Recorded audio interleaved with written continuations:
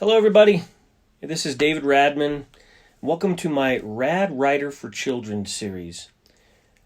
Right now, in this world of the global pandemic and the coronavirus, self-quarantining, social distancing, we're all trying to find things to do, maybe to pass the time or take our mind off of what's really going on in the world.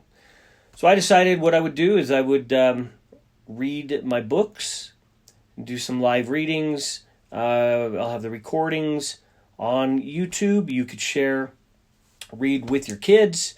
If you have the books, read along. If you don't, comment about how you like them. And today we're going to read Santa's Zany, Wacky, Just Not Right Night Before Christmas. This is by D.K. Simino and David Radman. And without further ado, I will read this book for all of you. I hope you enjoy it.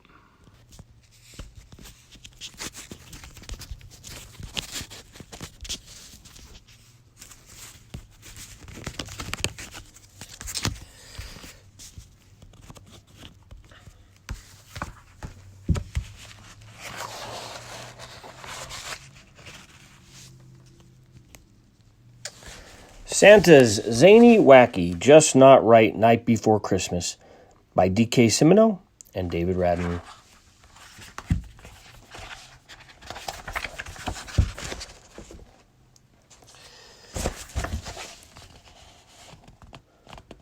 One Christmas Eve, it was a cold, stormy night, and nothing at the North Pole was going quite right. The sleigh was all packed, and the reindeer were drawn, but Santa did not have his Santa suit on. Mrs. Claus was in bed and feeling quite sick, so washing the laundry was the job of St. Nick. The power went off, so by light of the fire, Santa snatched his clean suit right from the dryer. He buttoned his coat, but he hadn't a clue just what he had put his red Santa suit through.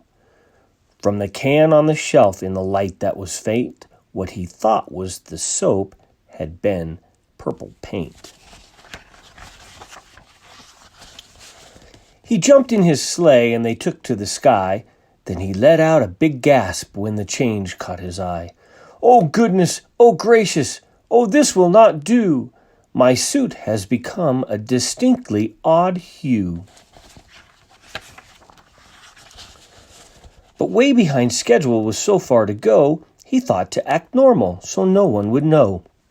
He quickly delivered the presents around, but when he returned home he looked and he found that in all of the places that night he had gone, people had noticed the purple suit he had on, and the series of phone calls that came later that day told stories of changes as he passed in his sleigh. The stockings that hung by the chimney with care were replaced with old shoes or long underwear, and the elves were now trolls a full 7 feet tall. They couldn't do well to stay hidden at all.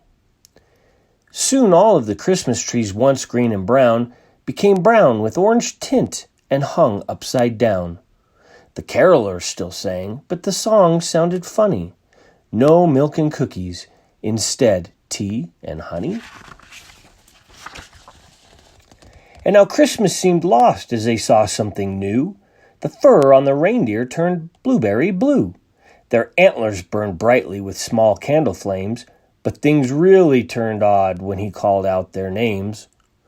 "On Corkle, on Fleeber, on Duxon and Harry, on Pippin, on Scooter, and twins Rex and Jerry."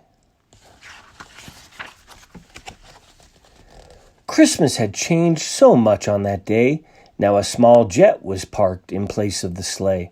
But the strangest of all to dear Santa, I think, was the new fallen snow, now shining bright pink. The burnt candy canes that were a dull black and white caused Santa to shout out, "Now this is just not right." Thus his jolly ho-hos were now little ha-has. Could it be we were losing the real Santa Claus? Christmas is ruined, and it's all of my fault. This new purple suit brought it all to a halt. He wished he had not washed it, not in that paint. I'd take it all back, said the unjolly saint. As panic began to swirl round in his head, the snowman alarm clock went off by his bed. Santa opened his eyes. Was it all just a dream? Is everything fine, as it always should seem? The snow falling outside was glistening white, and the elves were themselves to Santa's delight. The sleigh was all packed and displayed on the lawn, with happy brown reindeer set to fly until dawn. All of the things that had seemed such a wreck were perfectly normal, with one thing to check. There, hanging in view at the foot of his bed, was his old Santa suit, all clean and still red. His wife helped him dress, and then after he ate, he said, I must go now, for I cannot be late. He told her the dream, how it made his heart pump. Then on to the sleigh he leapt with a jump. He took up the reins with a smile and a sigh, leaned over to kiss her and tell her goodbye. Then laying a finger aside of his nose, he whispered, From now on, dear, you wash the clothes. He bellowed, Ho, ho, as they rose through the air, with joy in his heart and presents to share. And I heard him exclaim as he took off that night, Merry Christmas to all, now that Christmas is right. And there's a moral to the story that's perfectly clear. If we hope to keep Christmas so merry and dear, Santa should stick to the things that he knows and should not be allowed to wash his own clothes. The end. Well, I hope you enjoyed that. Take your mind off of a few things for a few minutes. And please be good to yourself, stay healthy, and take care of each other.